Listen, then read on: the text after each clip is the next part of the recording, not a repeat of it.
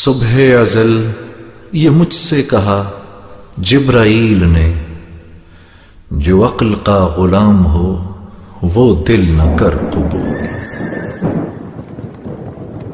Programme پیش خدمت ہے تاریخ اور حریت اسلام، تحریر تحقیق آواز ابن آدم، پروڈیوسر ندا نعیم، پیشکش Riphah institute of media sciences.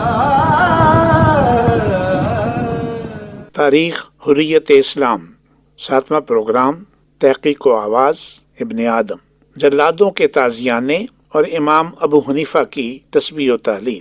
مامون الرشید کی جگہ معتصم باللہ ابو اسحاق بن ہارون رشید برسر اقتدار آئے۔ حیرت ہے کہ دین کے معاملے میں محض ایک سپاہی تھا، مگر فقہ کے سب سے بڑے امام حضرت امام ابو حنیفہ کی سزا کو اس نے بھی برقرار رکھا اور اپنے بھائی کی ضد پر قائم رہا۔ امام ابو حنیفہ اس زمانے میں رقہ میں قید تھے۔ معتصم باللہ جب روم سے واپس پھرا اور امام ابو حنیفہ کو دربار میں طلب کیا اور اپنے ہم عقیدہ علماء سے مناظرہ کرایا، امام نے اپنے دلائل پیش کیے، لیکن معتصم باللہ ایک سپاہی کی اس لیے تسلی نہ ہوئی کہ درباری علماء نے خلیفہ وقت کی حمایت کی۔ اگر وہ حق بات کرتے تو امام ابو حنیفہ کے ساتھ انہیں بھی قید ہونا پڑتا، اور یہ چوری کھانے والے مجنوں یہ برداشت نہ کرتے۔ ہر دور میں ایسے درباری ملاؤں کی کثرت رہی ہے۔ وہ علماء تو خال خالی ہی نظر آتے ہیں جن کے بارے میں رسول کریم صلی اللہ علیہ وسلم نے فرمایا کہ میری امت کے ربانی علماء بنی اسرائیل کے نبیوں کے ہم پلہ ہیں۔ حضرت امام ابو حنیفہ دربار میں لائے گئے۔ معتصم باللہ نے ان کے سامنے دو باتیں پیش کی: قید خانہ یا اپنی غلطی کا اعتراف۔ علوم فقہ میں علم کے سمندر کو کون باندھ سکتا ہے؟ انہوں نے حق کی زنجیروں کو باطل کی آزادی پر ترجیح دی اور 30 مہینے قید بامشقت گزارے۔ پاؤں زنجیروں سے بوجھل ہو جاتے تو پاجامہ سے کمر بند نکال کر زنجیروں کو باندھ کر کمر سے لٹکا لیتے تھے۔ نماز اور سونے کے اوقات میں بیڑیاں علیحدہ کر دی جاتی تھیں، پھر بدستور ڈال دی جاتی، لیکن اس قید و بند کے باوجود امام نے اپنا کبھی فرض فراموش نہیں کیا۔ قیدیوں کے ساتھ نماز میں امام بن کر کھڑے ہو جاتے، طلباء آتے اور ان کو تعلیم دیتے۔ معتصم نے ان پر 2 نگہبان مقرر کر رکھے تھے جو روز آ کر پوچھتے تھے کہ کہو تمہاری رائے میں کچھ تبدیلی ہوئی یا نہیں۔ ہر روز جواب ملتا کہ نہیں۔ معتصم باللہ نے نگہبانوں کو حکم دیا کہ امام کے پاؤں میں 2 کی بجائے 4 بیڑیاں ڈال دی جائیں۔ امام نے اس تکلیف کو صبر و شکر کے ساتھ برداشت کیا۔ معتصم باللہ نے امام ابو حنیفہ کی پامردی اور استقلال کو دیکھ کر فیصلہ کیا کہ قید و بند کب تک، اب یا تسلیم یا تلوار۔ امام ابو حنیفہ کو پابند زنجیر اپنے دربار میں طلب کیا۔ امام موصوف فرماتے ہیں کہ مجھے دربار میں لے چلنے کے لیے ایک سواری پر بٹھایا گیا۔ میرے دونوں پاؤں بیڑیوں سے اس قدر بوجھل تھے کہ قدم قدم پر مجھے ڈر تھا کہ منہ کے بل اب گرا اور تب گرا۔ اسی حالت میں خلیفہ کے دربار تک پہنچایا گیا۔ جلاد ننگی تلواریں اور کوڑے لیے سامنے کھڑے تھے۔ امام سے پوچھا گیا کہ اب بھی تم اپنی رائے بدلنے پر تیار ہو؟ امام نے فرمایا کتاب اللہ اور سنت رسول کے سوا اور کوئی چیز قبول نہیں۔ جلادوں کو حکم ہوا کہ کوڑے مارو۔ ہر کوڑے پر امام اعظم تسبیح و تحلیل فرماتے تھے۔ 19 کوڑوں پر غش کھا کر گر پڑے۔ پیٹھ اور شانوں پر خون جاری ہو گیا۔ معتصم جس نے زور قوت سے رومیوں کے دل دہلا دیے تھے، استقلال اور جرأت کے اس فرشتے کو دیکھ کر لرز اٹھا اور اسی حالت میں ان کی آزادی کا پروانہ لکھ دیا۔ نبی صادق رسول کریم صلی اللہ علیہ وسلم نے کیا حق بات ارشاد فرمائی تھی کہ میری امت کے علماء ربانی بنی اسرائیل کے نبیوں کے برابر ہوں گے۔ کس قدر ظاہر و باہر ہے کہ اس حدیث کا اطلاق آج کل کے فرقہ پرستوں پر تو نہیں ہوتا۔ ایسے علماء ربانی تو بنی اسرائیل کے پاس نہیں تھے۔ ہاں، ان کے انبیاء جو مبعوث ہوئے ان میں چند ہی نامور ہوئے جن کا ذکر عہد نامہ عتیق میں آتا ہے، جن کی پرورش میں جس قدر اذیتیں حضرت امام ابو حنیفہ نے برداشت کی اور امام احمد بن حنبل نے اٹھائیں، امام مالک کو پہنچیں، اس قدر تو حضرت عیسیٰ علیہ السلام نے بھی اپنے دشمنوں سے نہیں اٹھائی ہوں گی۔ حضرت امام ابو حنیفہ علم فقہ کے بحر ذخار تھے۔ دنیا اسلام کے 90% مسلمان آپ کی فقہ پر عمل کرتے ہیں۔ جن مقتدر ہستیوں نے آپ کو کئی سال تک پابند زنجیر رکھا اور جن علماء نے آپ پر فتوے لگائے اور دائرہ اسلام سے خارج قرار دیا، ان کا نام تاریخ اسلام میں کہیں نہیں پایا جاتا۔ آج جن اولیاء اللہ کا نام آنے پر عقیدت مند اپنی انگلیاں چومتے ہیں اور بڑی دھوم دھام سے ان کے دن منائے جاتے ہیں، ان اولیاء کرام کو اپنے وقت کے علماء نے کافر قرار دیا اور انہیں دائرہ اسلام سے خارج قرار دیا۔ تاریخ کی کسی کتاب میں ان کا نام بھی درج نہیں ہے۔ حضرت شاہ ولی اللہ محدث دہلوی آج دین و سیاست کے امام اور 12ویں صدی کے مجدد مانے جاتے ہیں۔